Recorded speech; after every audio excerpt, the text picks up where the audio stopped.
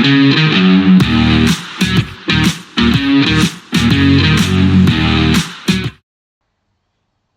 welcome back to the SuperCoach NUF channel. In this video we're going to review week 16 of the 2025-26 SuperCoach EPL season. I just realised I probably should do Fantasy Premier League too, so I'll load that up while we go through SuperCoach.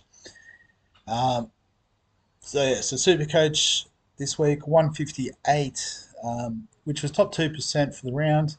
But there was some monster scores this week. So Surprise actually went up 374 spots in overall, because there definitely was some big scores.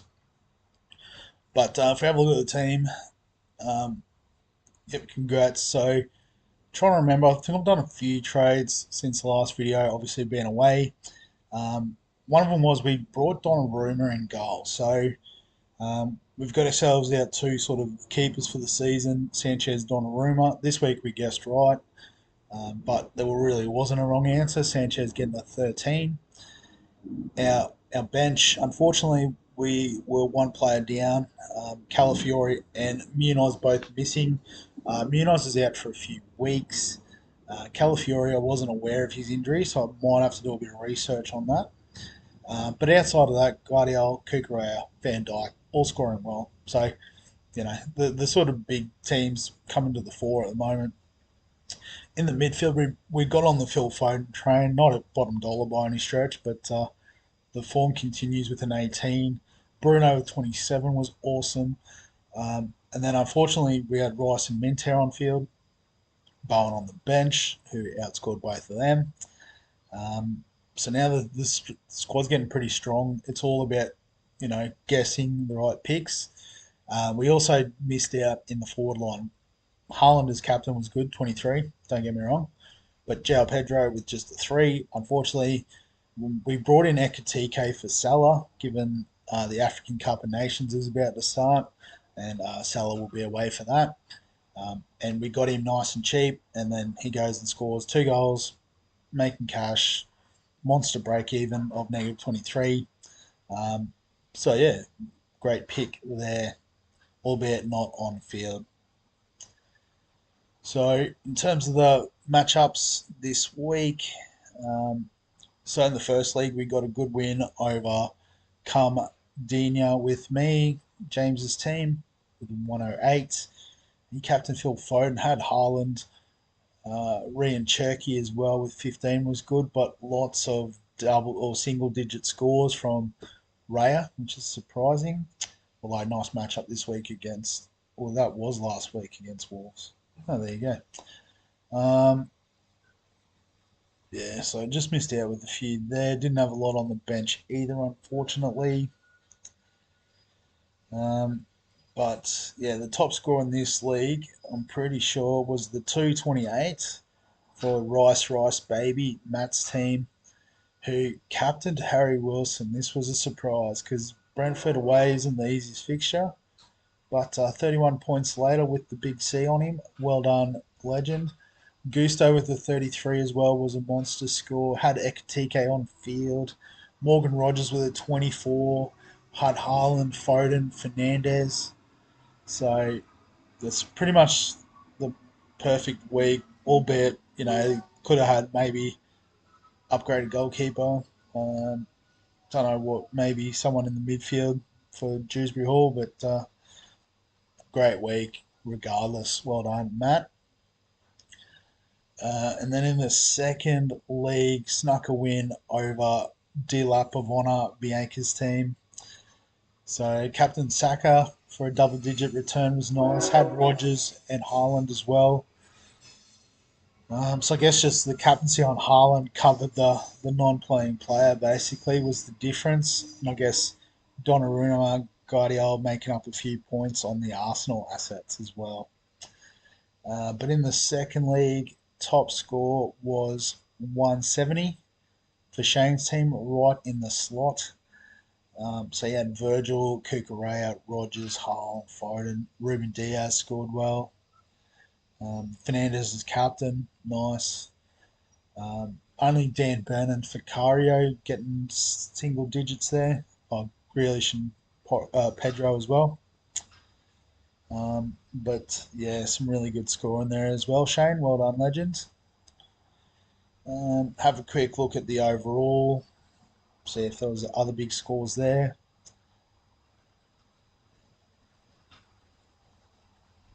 Okay, so nothing over a 170. So NFI Athletic rather, Darren's team at the 170, 173, Colts United. So a couple of 170s there, but I think, oh, there you go, 175. Better UI than FPL. Lockie's team. Nice critique there.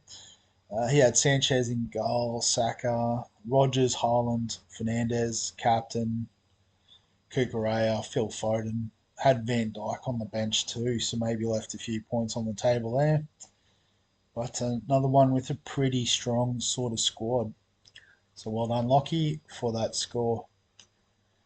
I think we've featured a lot of the high scoring players, but we will have a look at anyone we've missed. So Gusto was number one this week, Wilson number two. So I've already forgotten who had both of them in the team, but shout out to you, legend. A couple of the Forest guys coming good. So Singare, Hudson Odoi. So five, well, it would have been what, 3.4 million value. Got a 28-point return this week. So well done to the 141 that were on him. Um, Tavernier, Tavernier, I think is how you pronounce that, sorry. Uh, 24. Calvin Bassey, a Fulham defender, with 20. Diallo, Mateus Cunha, both scoring well for Man U. Uga Chukwu with 17. He's been rocks and diamonds this season. Mo Salah, we traded him out, scored a goal. But as we said, he's off now, I'm pretty sure. So not one to look at bringing in. A couple more Forest guys up there. And then yeah, it's all much of a muchness at that point. So break evens this week, if you're looking to go cheap, Ekatike number one with a negative 23, and still cheap enough that you could get on and make some good money out of it. Murillo, so if you think Forest's defense is going to come back to what it was last year, um, he's got a bit of money to make. Hudson Odoi, as we said, is a cheap option up front. I'd still favour trying to find the extra 2.5 to get to Ekatike. Um, Bruno Fernandez has still got a negative break even, so he's expensive, but I think he's a keeper. Xavi Simmons has finally done something after we traded him out, which is unfortunate, but it's whatever. Mateus Cunha is one I'd have a think about, albeit we don't have infinite forward line options. Um, yeah, after that, a few of the guys like Guardiola, Bowen, Donnarumma, if you're looking to keep them, now's the time to get on. Negative break evens. Um, yeah. So, yeah, so that's probably the main sort of options. In terms of trades this week, I don't know if I need to do too much. I'm going to have a look into the injuries a bit more of Munoz and Calafiori. I'll probably hold Munoz, but I might just flip Calafiori to another Arsenal asset. Um, Albeit they are playing Everton this week, which is an upgrade from Wolves. The other one is just João Pedro. So we don't have that much money in the bank though. So is it worthwhile getting out of that pick? Tougher match against Newcastle this week. So yeah, I'll go to FPL because that'll have some more information around the injuries and that. But 66 this week for FPL, which our rank's sort of just been sitting at the high 3 mils, but it is what it is. So we've done a lot of transfers. Obviously, game week 16, we got 5 additional transfers. So I think I had 5 banked up. So I've done about 8 transfers in the last couple of weeks. And this is the team, I suppose. So I've got Kelleher in goal still, 3 points this week. Still outpointing Dubravka, so that's fine. Brought in Guardiola for 8. Timber, just the 2 points. Kukurea was 6, was good. Um, but I did take some cash out of my defence with obviously the injury to Munoz. Brought in Reynildo, who scored 10, but oh, okay, so he's in the African Nations card. I didn't think of that. Should have thought of that. And Bial, a cheap defender from Leeds. Um, Bruno Fernandes, he's been there for a little while, I think, but 13 this week. I bought in Dango, trying to target the fixture, but it looks like he's out. He's another one of the African Cup of Nations. I had a shocker with the trades. I should have looked at their nationalities. Eze, Sobozlai we've brought in, both blanked. Haaland as captain was good though. Voldemar, 0, just own goal. That's unfortunate. And João Pedro blanked again. So yeah, so it definitely could have been better this week, but it is what it is, and we definitely have to do a few trades, which is interesting. Uh, League here, if I can find it. So I've moved up to eighth in this league. I remember I was 0-3, I think, to start the season, so doing all right. But I got the win over Frank's team, which was RIP Jota at 20, absolutely. Had Chalabar with a 9 point return, had Haaland, had Rice as captain, unfortunately. So Semenyo went all right, Gravenberg. Um, status update. So, yeah.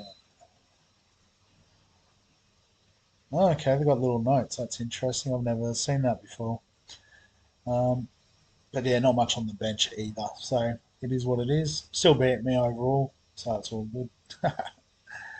But the top scorer in this league, no triple digits, but looks like um, United, uh, Ashanafi's team, and from Ethiopia. There you go.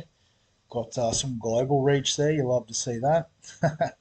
But 95 points this week.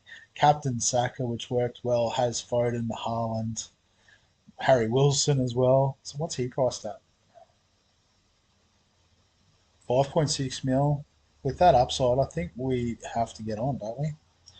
Yeah, nice little run of form too. So, yeah, there's one trade in this week. Calvert Lewin, blast from the past, getting a 9 pointer this week. Awesome. So, great work there. Ashanafi. So, in terms of transfers this week, so it looks like we've got a couple of forced trades with the international break. Munoz still out for a few weeks, so back about a month's time from now. Um, so Calafiori, no seemingly injury, maybe rested, I don't know, but we'll keep him in SuperCoach anyway. But yeah, so Burmo's out on Africa Cup of Nations duty. I think if we search up Salah, yep, so you'll see he's out as well. So that's fine.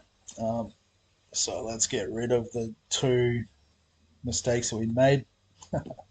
So we do have three transfers left after the reset last week. Um, but yeah, Wilson's definitely coming in there. So with our defence, probably want to try for another cheaper option, I think. See if there's anyone sort of stands out here. So you can see Gahey's at 5.3. Chalobah, Keane, although they play Arsenal this week, so not looking at targeting Everton. Matty Cash, so he's close to a 1 game suspension, but has a tough run of fixtures coming up. So we're avoiding Villa. Do we go back to the well with Senesi? Not the easiest run moving forward, albeit after Burnley this week. Um, let's go to defenders. What do we got? 5.7. Well, we don't want really anything over 5. So Richards at Crystal Palace.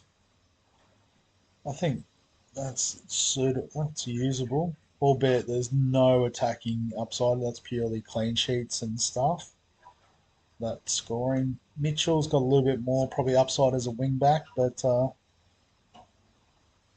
again, not a lot going on there in terms of attackingness. Gusto, is he consistently playing?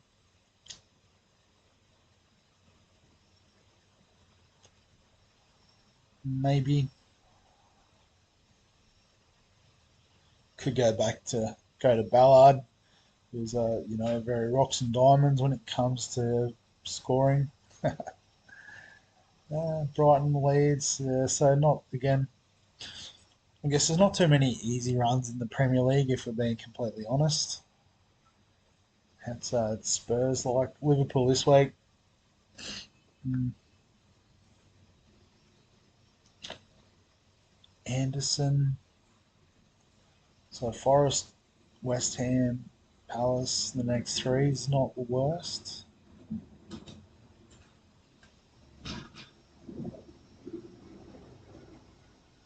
Nico Williams.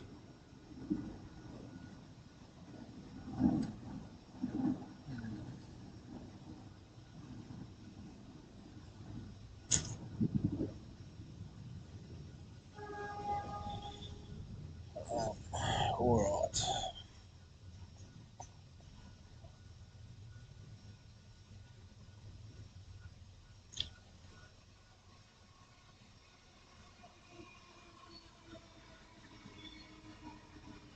I guess the other thing is we may potentially try to get to Foden at 8.8. I guess we'd have to go through Eze. So if we do that move, so it gives us 4.7 for a defender. So that might help us wind it down a bit. 4.5, we'll go 5 because there's a few in there at 4.6. So, I mean, I guess after this week, Everton's fixtures aren't the worst. So we could go with Hakeem.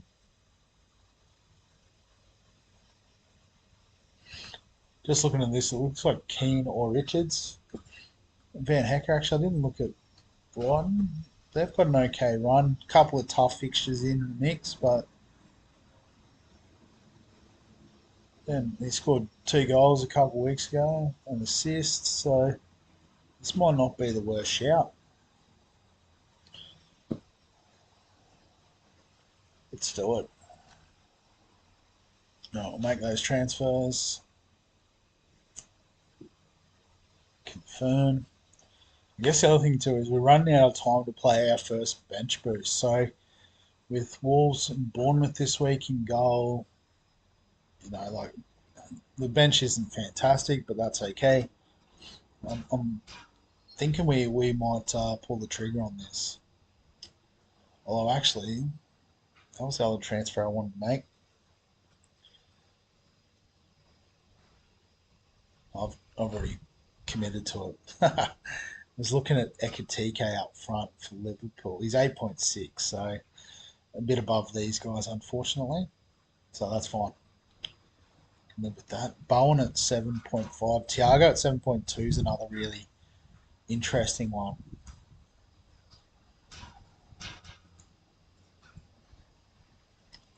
Especially with Pedro struggling. Is it worth a 4-point hit to bring in Thiago?